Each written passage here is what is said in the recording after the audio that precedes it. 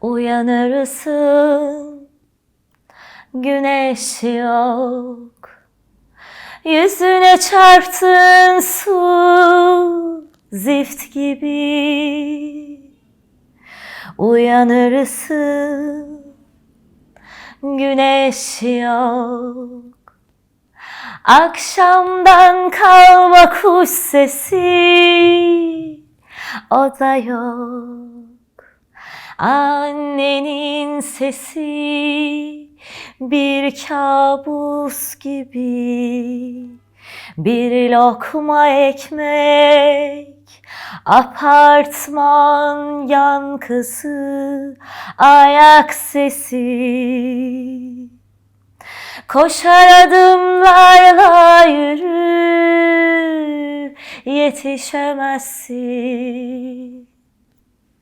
Koşar adımlarla yürü, yetişemezsin. Asık suratlara yetişemezsin.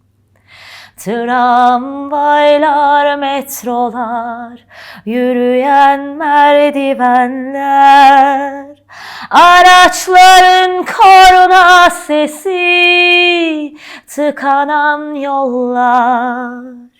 Kalabalık, kalabalık, her yerde kalabalık. Kalabalık, kalabalık, her yerde kalabalık.